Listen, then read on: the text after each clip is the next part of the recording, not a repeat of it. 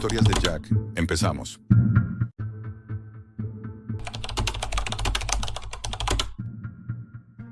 Cuando acepté aquel viaje de Uber a medianoche, no imaginaba que el mapa en mi móvil no lo controlaba la aplicación oficial, sino algo mucho más oscuro. Esa noche estaba agotado. Había salido del trabajo más tarde de lo habitual, con la ciudad casi vacía, las calles mojadas por la lluvia fina y el aire impregnado de ese olor metálico que siempre queda después de las tormentas. No quería esperar el metro ni arriesgarme a caminar tantas manzanas de madrugada, así que saqué el móvil y pedí un Uber, como hacía tantas otras veces. Era lo más normal del mundo. El coche llegó enseguida, un Toyota negro, limpio, con los faros brillando entre la bruma. La matrícula coincidía. El conductor apenas levantó la cabeza cuando me subí. Preguntó mi nombre en un tono bajo, seco. Le respondí, asentí y cerré la puerta. El clic de los seguros automáticos resonó, con más fuerza de la que esperaba, como si hubiera quedado atrapado en una caja hermética. Al principio todo parecía corriente. El interior olía a ambientador barato de pino. El motor ronroneaba suave y yo me limité a sacar el móvil para revisar el tiempo estimado.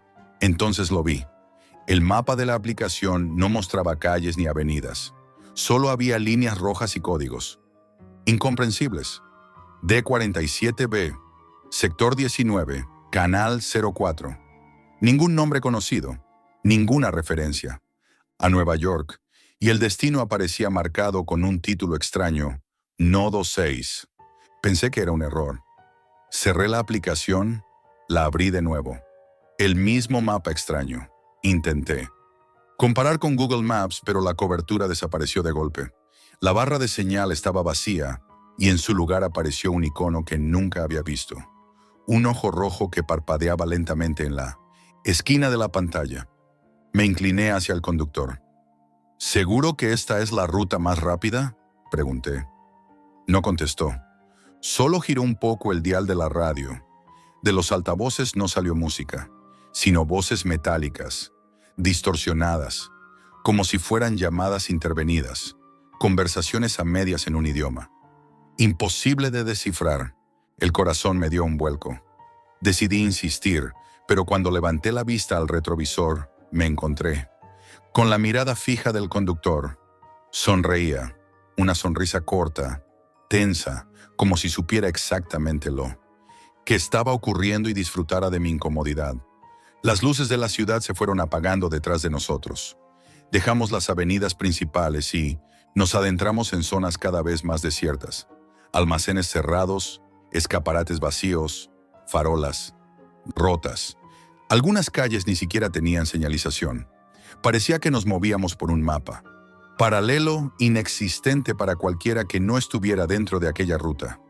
El móvil vibró en mi mano. Una notificación de la propia aplicación iluminó la pantalla. Esperaba.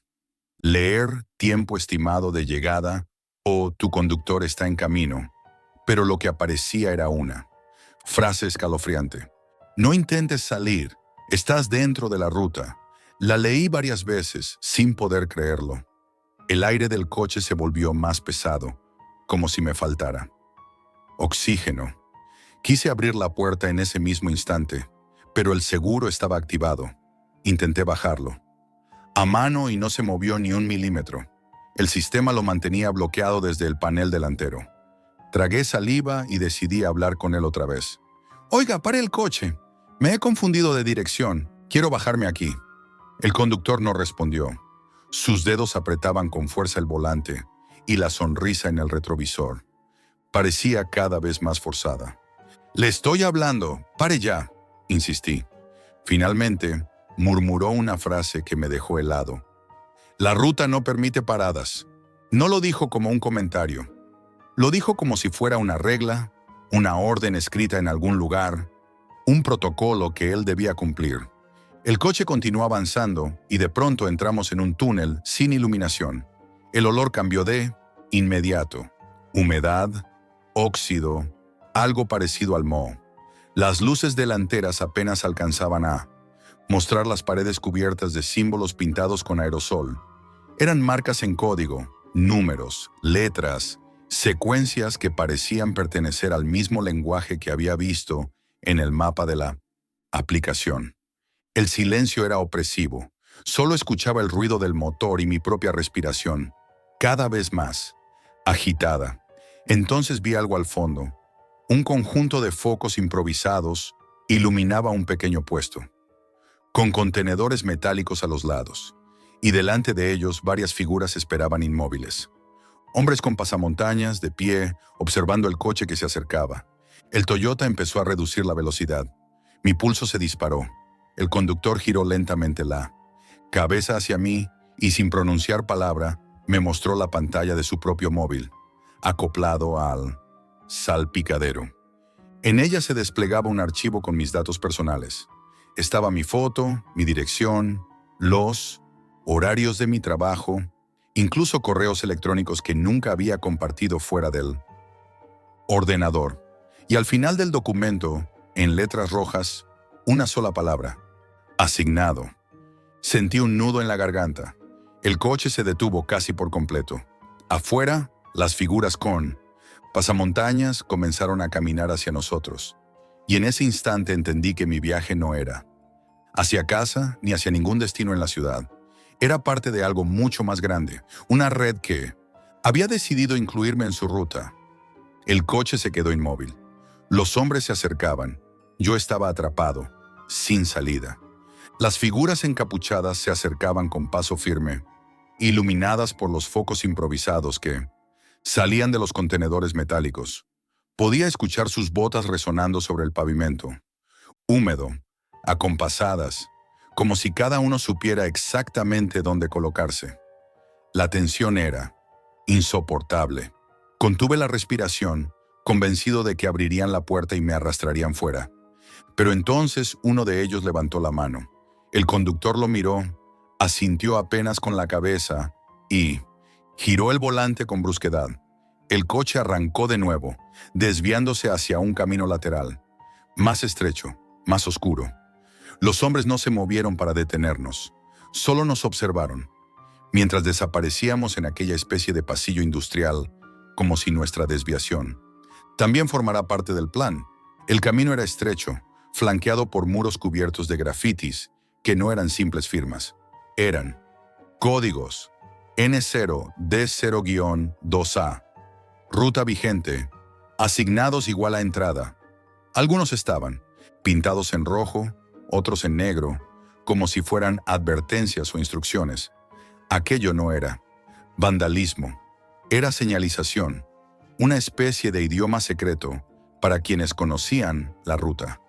El conductor murmuró algo, casi para sí mismo. El nodo no estaba disponible. La ruta cambia. Mi estómago se encogió. ¿Qué significaba aquello? Que habían intentado entregarme en aquel puesto y, al no poder, simplemente me llevaban a otro destino. ¿Cuántos nodos había? ¿Cuántos? ¿Pasajeros como yo habían sido desviados antes? Después de varios minutos de silencio absoluto, el coche salió a un descampado iluminado con farolas improvisadas que proyectaban un resplandor amarillento. Allí había más vehículos, aparcados en fila. Eran coches de diferentes modelos y colores, pero todos tenían un mismo detalle: matrículas falsas, cubiertas con láminas metálicas brillantes. Decenas de personas con capuchas y máscaras se movían entre los coches, intercambiando cajas metálicas, portátiles y maletines. El ambiente estaba cargado de humo de gasolina y de un zumbido constante que salía de generadores eléctricos. Parecía un mercado clandestino, un lugar diseñado para transacciones rápidas fuera de cualquier ley. El coche redujo la velocidad al entrar en la explanada. Noté que varios de ellos nos miraban directamente. Uno levantó un teléfono y me apuntó con la cámara, grabando mi rostro con toda la calma del mundo. Otro sonrió al ver que me encogía en el asiento trasero. Aquello me hizo comprenderlo con una claridad brutal. Yo ya no era un pasajero, era mercancía. Mi desesperación alcanzó el límite. Empujé con todas mis fuerzas la puerta y esta vez cedió apenas unos centímetros. El aire frío de la noche me golpeó en la cara y sentí por un instante que podía escapar. Pero en ese momento un pitido agudo retumbó en el interior del coche, como una alarma. La pantalla del salpicadero mostró un nuevo mensaje en letras rojas. Intento de fuga detectado. Penalización. El conductor pisó el acelerador con violencia. La puerta se cerró sola de golpe, atrapando mis dedos. Por un instante, grité de dolor y mi respiración se volvió frenética mientras el coche salía de él. Descampado a toda velocidad, el mundo se convirtió en un borrón de luces amarillas y sombras que pasaban a mi lado. De pronto mi propio móvil vibró. Lo miré con manos temblorosas. Había recibido un mensaje de audio automático. Sin pensarlo, lo reproduje. Una voz metálica, distorsionada, susurró en mi oído. Jack, tu viaje no ha terminado. Cada movimiento queda registrado. Si cooperas, llegarás al destino con vida. Sentí un escalofrío tan profundo que me recorrió hasta los huesos. Solté el móvil, como si quemara, y este cayó al suelo del coche, iluminando mis pies con esa maldita pantalla roja. El coche siguió avanzando durante lo que parecieron horas. Pasamos por carreteras solitarias, por calles donde solo quedaban esqueletos de fábricas, por puentes oxidados que crujían bajo el peso del vehículo. Todo estaba desierto, como si nos moviéramos en un mundo paralelo, fuera del horario y del espacio de cualquier ciudad real. Finalmente el coche frenó. No había edificios, ni luces, ni personas. Solo una carretera vacía que se perdía en la oscuridad y el sonido del viento arrastrando polvo y hojas secas. El conductor me miró, por primera vez directamente a los ojos. Su expresión era inexpresiva, casi inhumana. Sin decir palabra, presionó un botón y las puertas se desbloquearon. Yo no lo pensé. Salí disparado, corriendo con todas mis fuerzas. El aire frío me quemaba los pulmones, pero seguí avanzando, tropezando, jadeando, sin atreverme a mirar atrás. Corrí hasta que mis piernas no pudieron más, ni del mercado clandestino. Solo silencio y oscuridad. Mi móvil seguía en el suelo de la carretera, iluminado como una pequeña bengala. Lo recogí. La aplicación seguía abierta. La ruta aún estaba activa, pero el destino ya no era Nodo 6. Ahora, en letras blancas sobre fondo negro, aparecía mi propio nombre. Jack, activo, seguimiento en curso. Apagué el teléfono de golpe, pero algo dentro de mí sabía que era inútil. Desde esa noche, cada vez que abro Uber, el mapa nunca muestra calles ni avenidas. Solo códigos, rutas sin nombre, destinos que cambian solos como si estuvieran vivos. Y lo peor es que, algunas madrugadas, cuando vuelvo tarde a casa, escucho detrás de mí el motor de un coche negro, avanzando a poca distancia, sin prisa, como si quisiera recordarme que sigo dentro de la ruta. Si has llegado hasta aquí, significa que completaste esta ruta conmigo. Déjame un comentario para saber qué harías tú en mi lugar. Y no olvides suscribirte y dejar un like, porque nunca sabes cuándo volverá a aparecer otro coche negro en tu camino.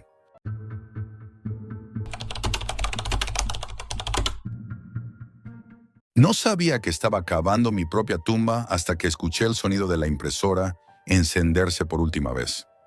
Tengo 34 años. Vivo en Baltimore. No soy un villano, solo un hombre normal que encontró su camino hacia algo que no debería existir, algo llamado la red. Todo empezó hace 2 años. Estaba hundido. Facturas atrasadas, llamadas de cobradores, puertas cerradas en mi cara.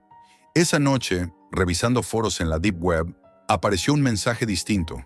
No era publicidad, no era spam, no tenía un enlace común. Solo decía, distribuidor de papel moneda, alto margen, contacto seguro. El enlace estaba oculto en un código extraño. Era una invitación a cruzar una puerta invisible. Lo abrí. No había vuelta atrás. Accedí a un canal privado. Allí todo era diferente. Nombres sin sentido, imágenes borrosas, conversaciones crípticas. No era un chat común, era un lenguaje secreto. La oferta era sencilla: Me enviaban billetes y yo los repartía. El pago era demasiado alto. Los billetes no parecían falsos. Eran perfectos. Ningún cajero, ningún comercio, ningún detector los rechazaba. Eran obra de maestros. Los llamaban Ghost Bills, billetes fantasma. No tenían fallos. Y cuanto más los veía, más me inquietaba. La primera entrega fue una noche en un parking subterráneo cerca del puerto. El olor a humedad y aceite viejo me envolvía. Llevaba una mochila vieja, con billetes envueltos como si fueran arte. Una figura encapuchada apareció entre sombras. No habló. Tomó la mochila y desapareció. Fue tan simple que me estremeció. Pensé, esto es mi oportunidad. Y lo fue. Las entregas se sucedieron. Ganaba miles de dólares en una sola semana. Cada entrega me hacía sentir vivo y a la vez atrapado. La red no era un negocio normal. Era una estructura cerrada, invisible. Tenía reglas claras. No preguntar, no fallar, nunca romper el anonimato. Y las consecuencias estaban implícitas. Lo descubrí de la peor forma. Un día, tras una entrega, recibí un mensaje distinto. No en el canal habitual, sino un correo cifrado. Sin remitente. Solo decía, no puedes salir. Ha cruzado el límite. Pensé que era una broma. Pero los días siguientes cambiaron todo. Llegó una orden imposible de rechazar. Imprimir una cantidad enorme de billetes y entregarlos en un punto específico. El pago era 10 veces mayor que lo habitual. Era demasiado para negarme. Tenía que hacerlo. La dirección me llevó a un almacén abandonado en los suburbios. El olor al abrir la puerta era extraño. Tinta, metal, plástico quemado. El ruido constante de máquinas industriales llenaba el aire. Era un taller enorme, lleno de equipos que parecían salidos de una película de ciencia ficción. Había papel especial, moldes, tintas en latas con códigos extraños, montones de billetes perfectos. Mi corazón latía con fuerza. Lo que me inquietó fue descubrir que cada billete tenía un microcódigo diminuto, repetitivo. Intenté preguntar, pero el sistema bloqueó mi mensaje automáticamente. La red no daba explicaciones. Entendí. No eran simples billetes falsos. Eran rastreables. En ese taller conocí algo más. Otros hombres como yo. No hablaban. Movían cajas. Trabajaban en silencio. Nunca supe sus nombres reales. Solo apodos cifrados. No era un taller. Era una cámara de operaciones. Había un protocolo casi militar. Me asignaron una tarea distinta. No solo entregar billetes, sino recopilar información de ciertos puntos. Me enviaron una lista cifrada. La orden era clara, hacerlo sin errores. La primera entrega fue aún más inquietante. El almacén donde debía llevar los billetes estaba lleno de sombras.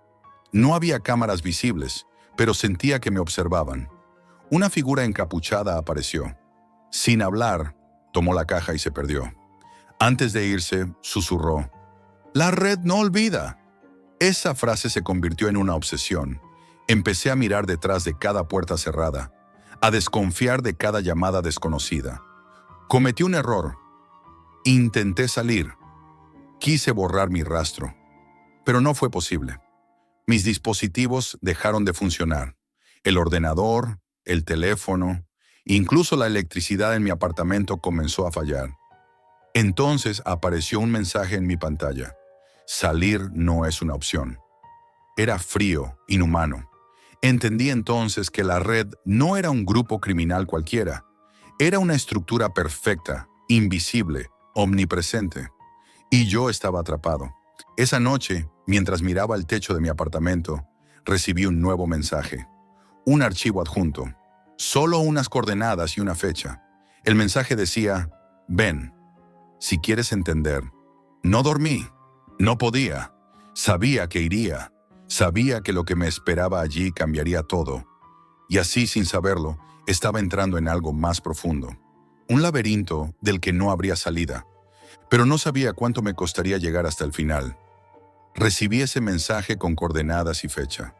Estaba escrito de forma fría, casi clínica. No tenía remitente, solo un archivo cifrado. Esa noche no dormí. Cada ruido, cada sombra en mi apartamento me hacía sobresaltar. El teléfono estaba muerto, pero una extraña señal vibraba en mi mente. Debía ir, no había elección. El día señalado me dirigí a las coordenadas. Era un almacén abandonado a las afueras de Baltimore. La calle estaba desierta, salvo por una luz amarilla que parpadeaba en la esquina. Al acercarme sentí algo extraño, una presión en el pecho, como si el aire se hiciera más denso. Entré. No había sonido, salvo el eco de mis pasos. Dentro encontré algo que no esperaba. Una sala enorme, oscura, iluminada solo por una serie de monitores que mostraban imágenes borrosas de otras ciudades. Era un centro de control. Al fondo, una figura encapuchada esperaba.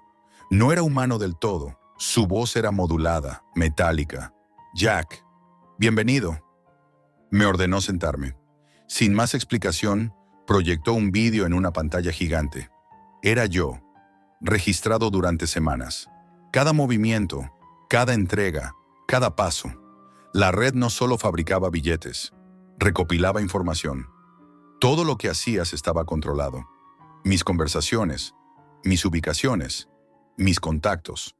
Era una red viva, una máquina invisible. Me mostraron más, mapas, diagramas, transacciones. No eran billetes falsos normales. Eran parte de un sistema oculto de economía digital diseñado para manipular mercados y controlar flujos de dinero. Las Ghost Bills eran solo un instrumento, y yo, sin saberlo, me había convertido en un engranaje. El encapuchado me hizo una oferta: seguir trabajando para ellos o desaparecer. Literalmente, no habría salida. Me entregaron un dispositivo, un pequeño USB con archivos cifrados. Mi próxima tarea estaba ahí. No podía negarme. Volví a casa esa noche. La paranoia creció. Cada ruido me parecía una amenaza. Cada vecino me parecía sospechoso. Empecé a notar figuras a lo lejos, siguiendo mis pasos. Y luego llegaron las llamadas. Voces que no entendía, llamadas que colgaban antes de responder. Mensajes cifrados. Aparecían en mi ordenador cuando no estaba conectado. La red estaba dentro de mí, dentro de mi vida. La siguiente orden me llevó a un edificio abandonado, dentro de la ciudad. Allí encontré más billetes, más códigos y un laboratorio improvisado. No era solo falsificación, era un nodo central de un sistema enorme. Allí comprendí que cada billete era una llave invisible que abría puertas en un sistema que nadie podía controlar. Ese día, mientras trabajaba, un error pasó. Uno de los billetes que imprimí quedó manchado con una marca invisible a simple vista. No sé por qué, pero esa marca empezó a obsesionarme. Esa noche la investigué. Descubrí que era un código QR diminuto. Lo escaneé con una aplicación oculta. Me llevó a un archivo encriptado. El archivo contenía un mensaje: el precio del conocimiento es tu vida. Al día siguiente, la red cambió mi destino. Me enviaron a un punto de entrega diferente. No había instrucciones claras, solo una dirección y una hora. Al llegar, encontré un sótano lleno de cajas. Dentro, no solo billetes, había documentos, discos duros, cámaras antiguas, equipamiento electrónico. Todo estaba allí como si hubieran estado esperando. La figura encapuchada apareció. Me miró sin hablar. Tomó las cajas, me entregó otro USB y antes de irse susurró: «Ahora eres parte de nosotros, no hay marcha atrás». Sentí un frío profundo recorrerme. Volví a casa con el USB. Lo abrí. Era un mapa enorme de conexiones financieras, datos encriptados sobre instituciones, bancos, transacciones ilegales. Algo más grande de lo que jamás imaginé. La red no solo falsificaba billetes, creaba un nuevo sistema de control económico global. Fue entonces cuando entendí el horror real. No podía escapar. Cada billete que distribuía me ataba más a ellos. Cada entrega reforzaba mi cadena. Yo no solo era distribuidor, era un engranaje indispensable. Esa noche decidí ir al lugar indicado por la última coordenada. El sitio estaba aislado, en medio del bosque, una antigua fábrica abandonada. Dentro había cientos de billetes apilados como montañas. En el centro, una figura encapuchada me esperaba junto a una máquina enorme, como un monstruo mecánico. Sin hablar, me entregó un billete. Era idéntico a todos los demás, salvo por una diferencia. Brillaba levemente bajo la luz. Me dijo, «Este es tu billete, Jack, tu billete final». Cuando lo sostuve, sentí un peso en las manos, un latido casi humano. Comprendí entonces la verdad. La red no solo controlaba dinero, controlaba vidas. Y en ese momento comprendí que yo ya no tenía elección. La red me había atrapado para siempre. No hay salida. Solo más pasos dentro del laberinto. Y así entendí que mi historia no tenía final. Solo un destino marcado.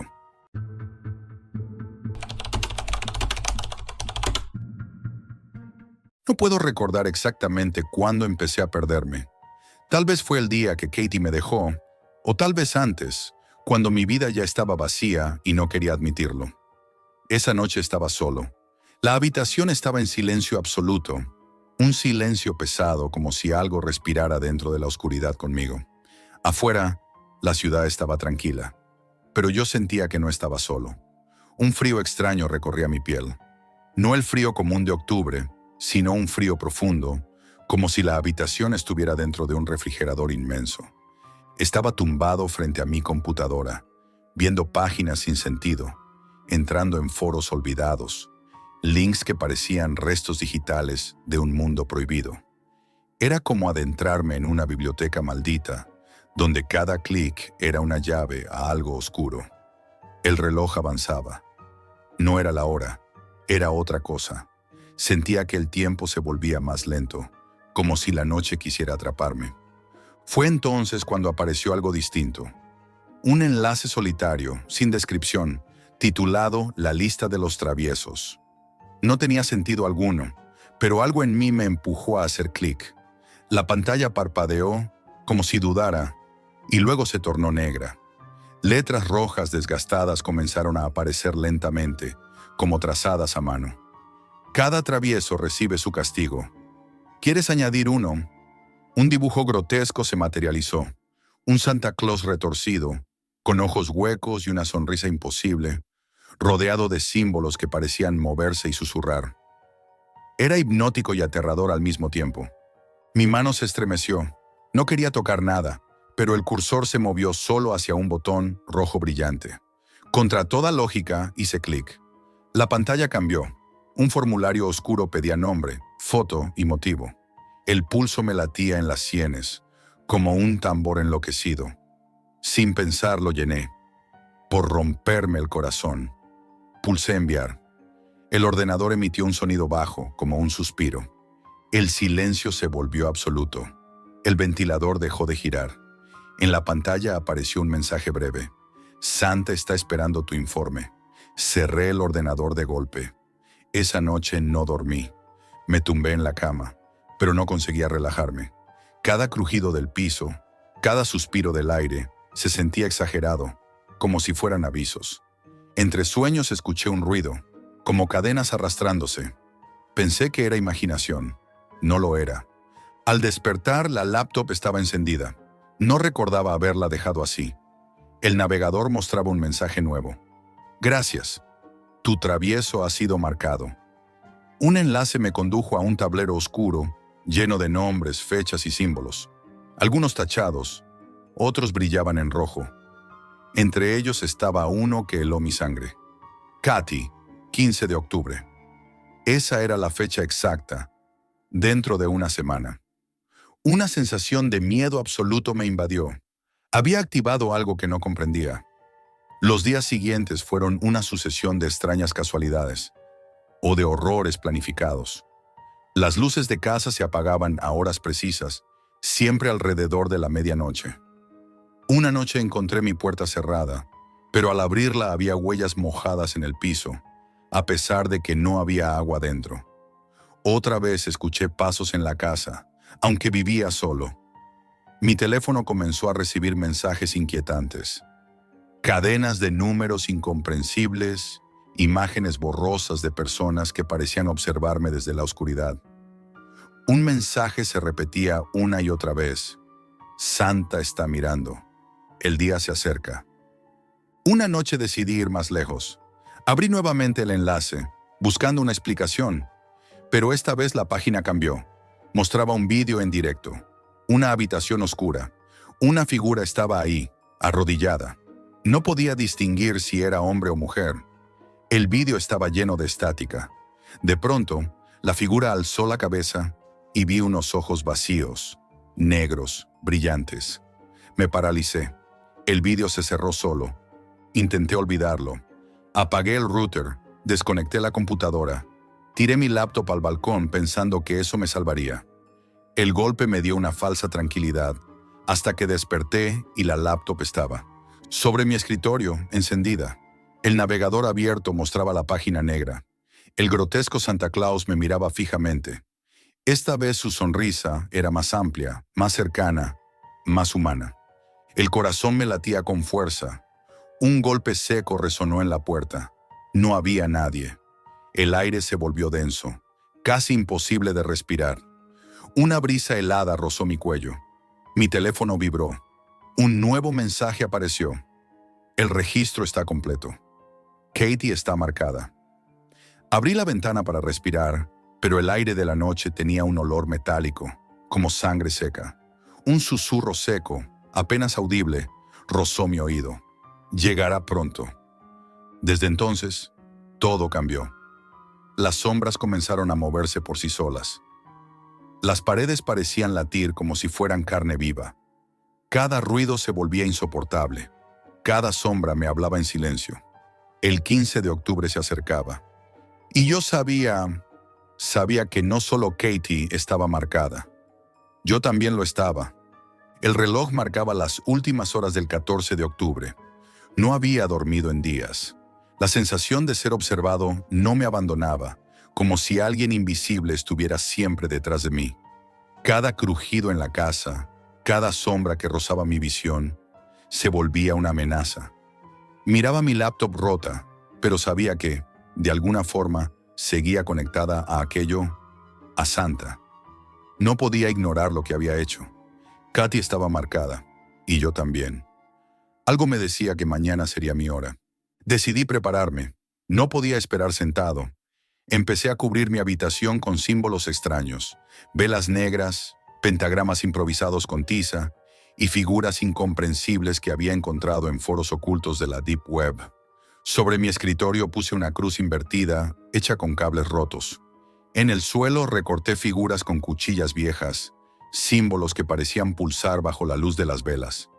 Cada gesto aumentaba mi nerviosismo. El aire estaba pesado, como si respirara por sí mismo.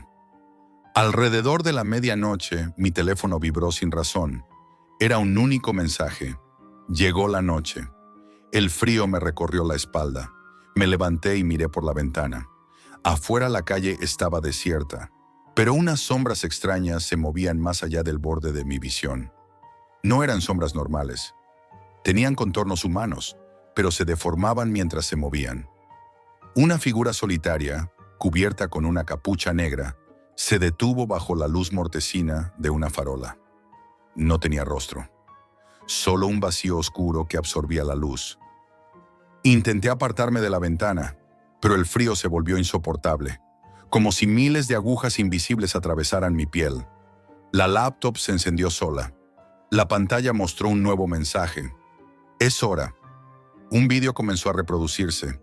Era un cuarto distinto, oscuro, lleno de símbolos idénticos a los que yo había dibujado. En el centro, una figura encapuchada sostenía una lista escrita con sangre. Sobre ella, mi nombre aparecía claramente marcado. El vídeo me hizo temblar. El pulso se aceleró y mi visión se nubló. La figura levantó la cabeza. No tenía rostro, solo un espejo negro. Y en ese espejo vi mi propio rostro, deformado con una sonrisa grotesca y unos ojos vacíos como pozos negros. El vídeo se apagó y mi laptop explotó en una nube de humo negro que llenó la habitación. Toqué el aire cubriéndome la cara, pero lo peor estaba por venir. Cuando abrí los ojos, no estaba solo. Katy estaba ahí, de pie, inmóvil, con la piel pálida y casi translúcida. Sus ojos estaban vacíos, como si hubieran sido arrancados. No hablaba, pero sentí en mi mente una voz profunda y distante. Llegó el momento, tu lista está completa. El aire se volvió denso y una presión extraña me empujaba hacia abajo. Un golpe fuerte resonó en la puerta. Otro y otro. Era un ritmo constante, como un latido siniestro. Las sombras comenzaron a moverse lentamente hacia mí. No tenían forma normal. Eran figuras, humanas hechas de humo y carne corroída. Una risa hueca emergió de ellas. El sonido se convirtió en un zumbido bajo que penetraba mis huesos. Intenté correr, pero mis pies estaban pegados al suelo. Era como si la habitación misma quisiera retenerme. La figura encapuchada apareció detrás de Katie, levantando la lista manchada. Las sombras se acercaban, arrastrándome hacia ellos. El pulso me golpeaba en los oídos. Intenté gritar, pero no salió sonido alguno. Solo un susurro helado. Tu castigo será eterno. Todo se volvió negro. Desperté afuera en la acera frente a mi casa. No sabía cómo había llegado allí. Era de día. La calle estaba vacía, el silencio absoluto. Mi teléfono vibró en mi bolsillo. Un mensaje nuevo. No puedes escapar. Nos vemos en la próxima lista. Volví a entrar a mi casa. Todo estaba intacto, como si nada hubiera pasado. Mi laptop estaba rota, las velas apagadas. Sobre mi escritorio había un papel, una lista, y en ella, escrita con sangre fresca, estaba mi nombre. Y debajo, el de Katy. El miedo me congeló. Mi teléfono vibró de nuevo. El mensaje era simple. Tu lista nunca termina. Desde esa noche, cada vez que cierro los ojos, veo a Santa. Sonríe y siempre susurra, tu turno llegará. Pero lo peor es que ahora siento que estoy en la lista de alguien más.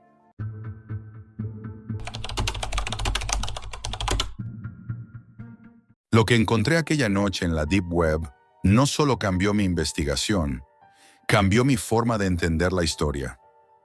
Soy historiador. Mi especialidad es rastrear narrativas ocultas, versiones alternativas de hechos documentados, buscando siempre aquello que los libros oficiales ignoran.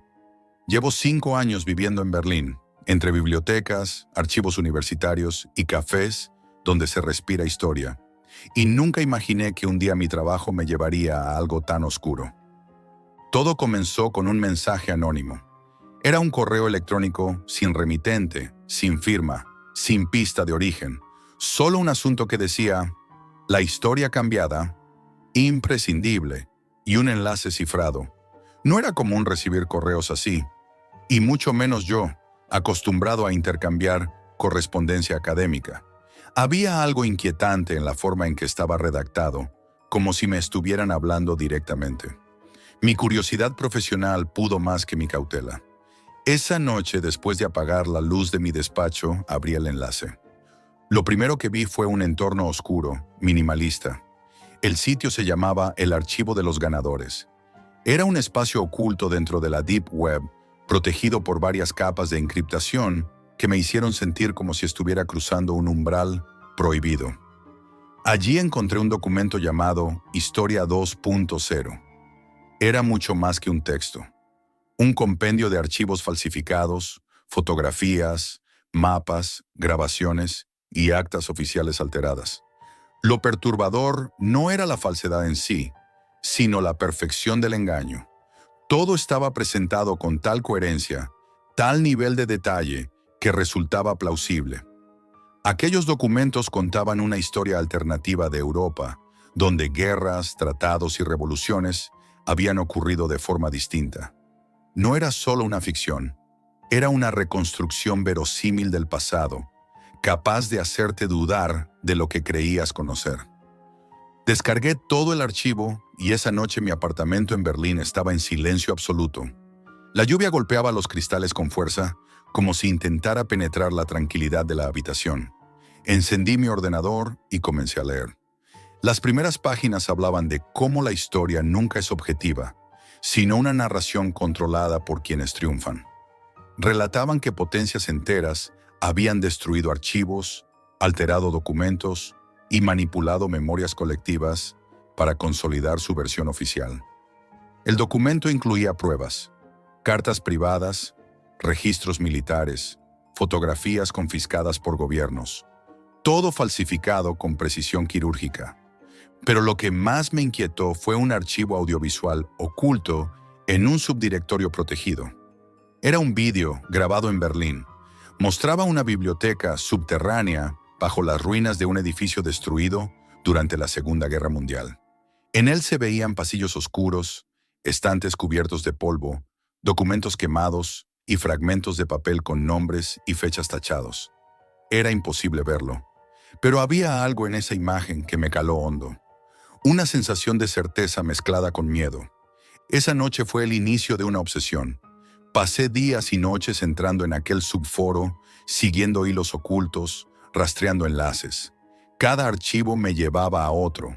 Algunos usuarios hablaban de reescribir el pasado. Otros mostraban mapas antiguos, donde Berlín aparecía distinto, con calles que no existían en la actualidad, como si ciertos lugares hubieran sido borrados de la memoria oficial. Fue durante una madrugada, cuando la ciudad dormía, que recibí un mensaje privado. No estaba firmado.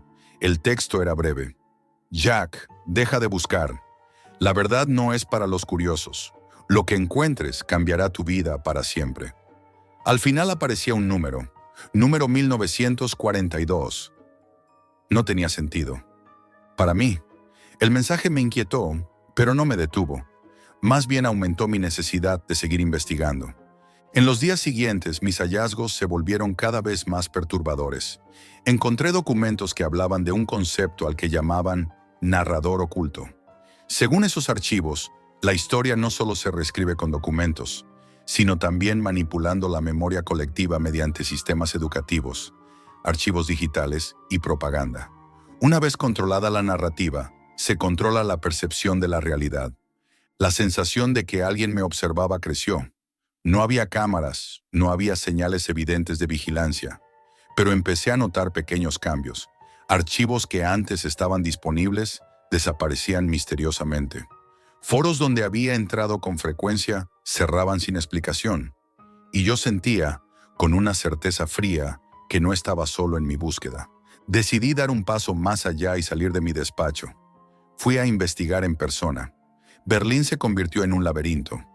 Visité bibliotecas olvidadas, registros históricos.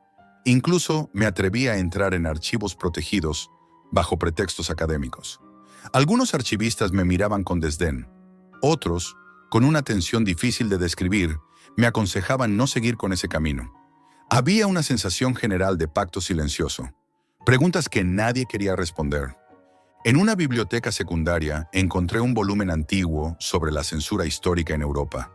Entre sus páginas había anotaciones manuscritas, extrañamente similares a las del archivo de la Deep Web.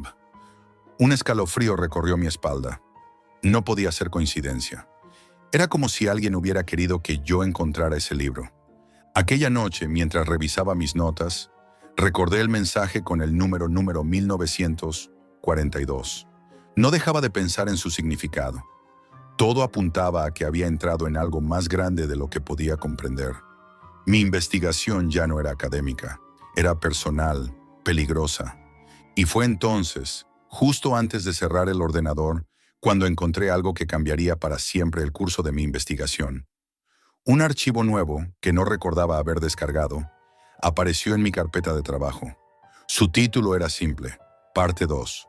Sin abrirlo, supe que debía detenerme, pero algo dentro de mí me obligaba a seguir. Abrí el archivo titulado Parte 2 con una mezcla de temor y fascinación. El contenido no era un documento, sino una carpeta completa. Dentro había textos, imágenes, registros de audio y lo más inquietante, un archivo con mi propio nombre. Era imposible ignorarlo. Decidí que debía dejar atrás mi apartamento y continuar la investigación fuera de casa. Berlín se convirtió en un laberinto cada vez más oscuro. Caminaba por calles conocidas, pero parecía como si la ciudad estuviera cambiando a mi alrededor. Lugares familiares parecían distintos. Algunos edificios parecían haber sido alterados en sus proporciones. Otros desaparecían de la memoria colectiva, como si nunca hubieran existido. No podía saber si era paranoia o si los documentos estaban afectando mi percepción. El archivo contenía más pruebas de la llamada reescritura de la historia. Había fotografías de archivos secretos, documentos militares alterados, notas manuscritas con fechas y nombres tachados. Entre ellos encontré una carta sin remitente, escrita con una caligrafía casi ilegible. Decía: "No es solo lo que recuerdas, sino lo que nunca se te permitió olvidar". Esa frase quedó grabada en mi mente. En los días siguientes empecé a notar pequeños cambios en mi entorno. Algunos compañeros académicos comenzaron a evitarme.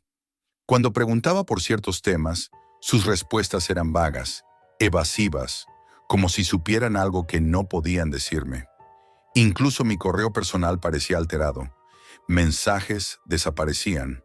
Nuevos correos aparecían sin remitente y con solo una palabra en el asunto. Siempre la misma. Número 1942. Una noche decidí ir a la Biblioteca Central de Berlín.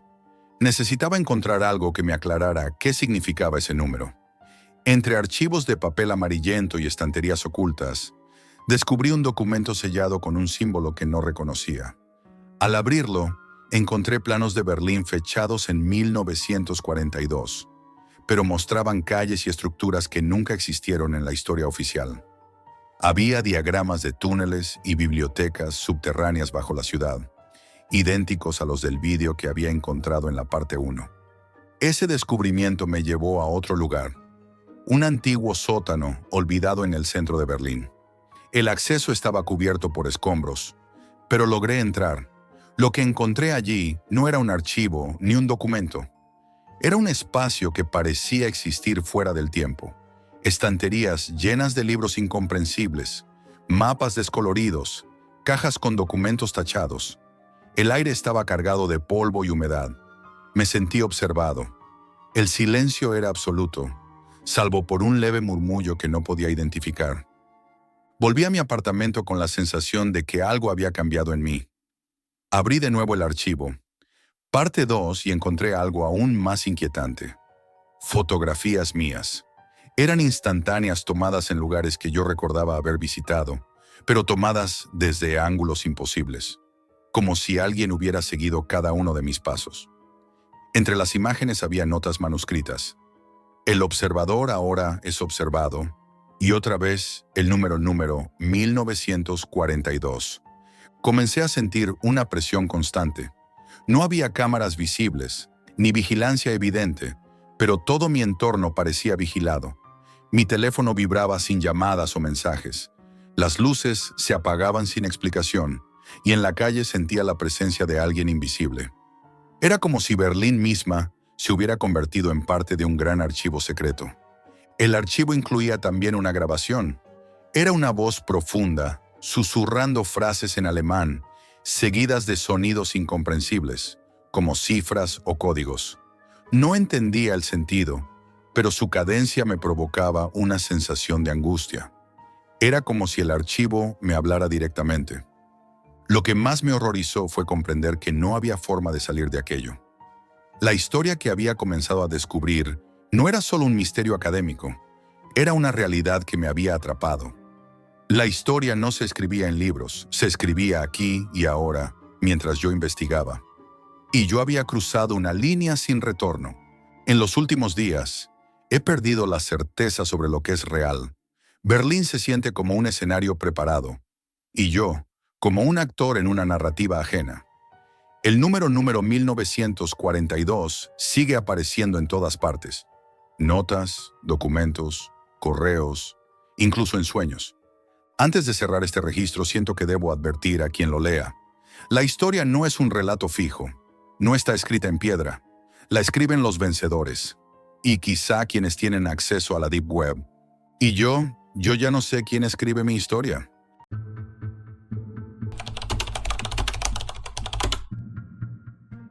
La primera vez que entré en ese sitio de la Deep Web, pensé que era solo curiosidad, pero lo que encontré cambió mi vida para siempre. Trabajo en informática y vivo solo en Detroit. Mi vida es rutinaria, casi gris. Paso muchas noches navegando en busca de distracción, algo que rompa el vacío de los días. Esa noche me encontraba aburrido, sin sueño, repasando foros y webs raras.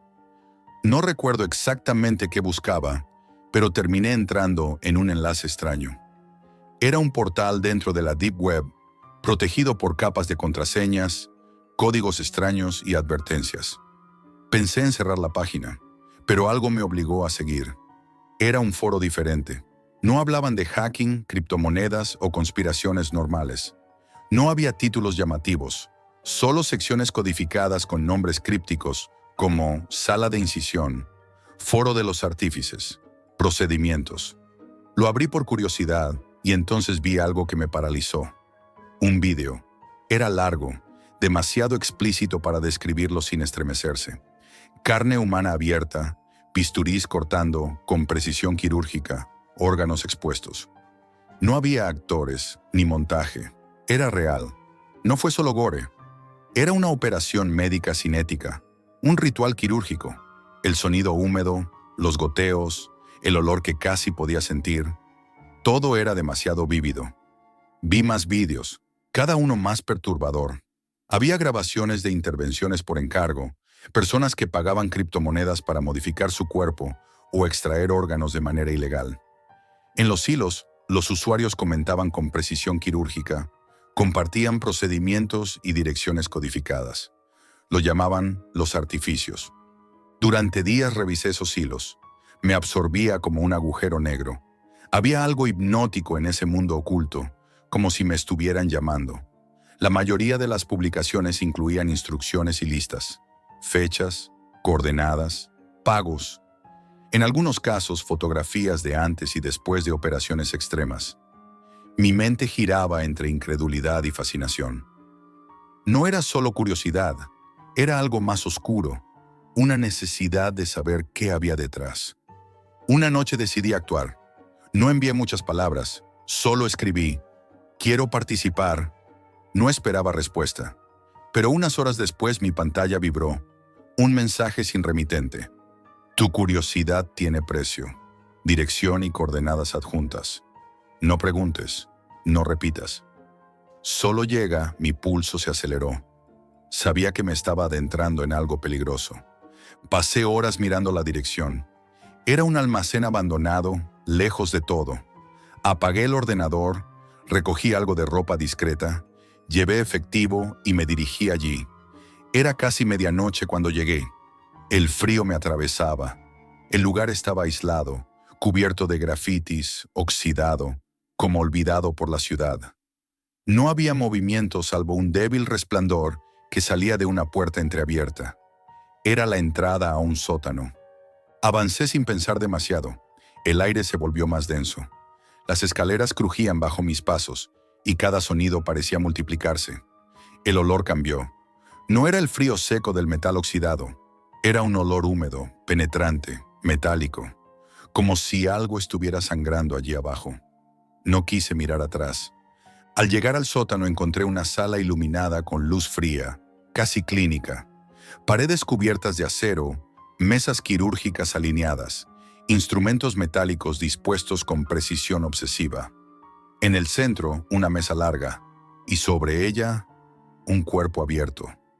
Carne real, no era ningún maniquí.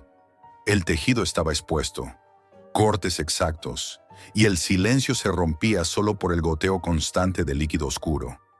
En ese momento algo me atravesó, una mezcla de fascinación y horror. Quise huir, pero mis piernas se negaban. Fue entonces cuando lo vi. Un hombre, bata quirúrgica manchada, guantes negros, mascarilla quirúrgica. No tenía identificación visible. Se movía con calma, inquietante. Me miró, pero sus ojos permanecían ocultos bajo la sombra de la mascarilla. Sin hablar, levantó un bisturí y me señaló con un gesto casi ceremonial. Mi corazón golpeaba con fuerza. No supe qué hacer. Él no dijo nada, solo se movía como si estuviera esperando algo. Un ruido seco, un corte lento, algo húmedo, resonó en la habitación. Un escalofrío recorrió mi espalda. Mi respiración se aceleró. Sentí que me obligaba a avanzar. Mis pensamientos eran caóticos. Vete.